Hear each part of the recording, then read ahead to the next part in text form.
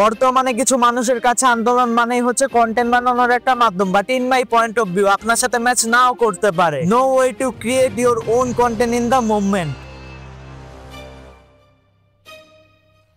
Disclaimer, এই ভিডিওতে সরাসরি কাউকে অপমান করা হয়নি বা কাউকে ছোট করে কথা বলা হয়নি। যা বলা হয়েছে সামাজিক সমস্যা নিয়ে কথা বলা হয়েছে। হোয়াটসঅ্যাপ গাইস, ইসমি প্রত্যয়। যাবত কয়েকদিন ধরে দেখতেছি নতুন জাতের কিছু প্রস্টিটিউট আন্দোলন করতেছে। তাদের স্লোগান ছিল চেয়েছিলাম হিস্সা হয়ে গেলাম বেশ্যা। আরে ভাই, আপনারা হবেন কি? আপনারা শুরু থেকে এক একটা প্রস্টিটিউট ছিলেন।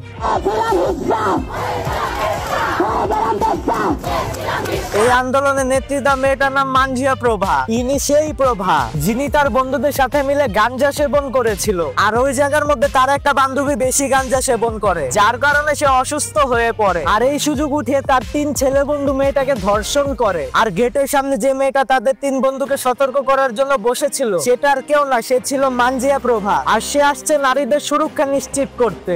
লল, বুঝলাম সে নারীদের সুরক্ষার জন্য একটা আন্দোলন করতেছে, তাই বলে বেশ্যা বলাটা কি স্লোগানের মধ্যে পড়ে? অথচ যখন বাচ্চা মেয়ে আসিয়া রোজা যখন ধর্ষিত হয়ে হসপিটালের বেডে কাতরাতে কাতরাতে মারা যায়, তখন এইসব মানজিয়া নামক বেশ্যাদের পাওয়া যায় নাই। শুধু বেশ্যাদেরই না, দেশে হচ্ছে মিনিটে মিনিটে নানা রকমের আন্দোলন, যার ফলে মানুষ ভোগান্তির শিকার হচ্ছে। কার বাচ্চা মারা গেল, কার কিডনি ড্যামেজ হলো, কার আত্মীয় মারা গেল, সেটা তাদের দেখার বিষয় না।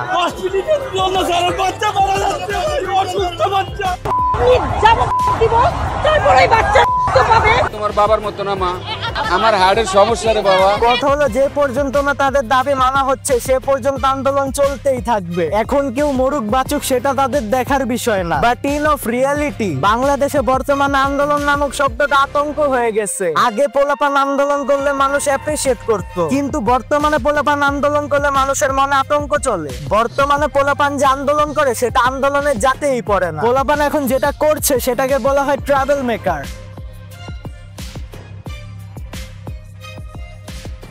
Peace.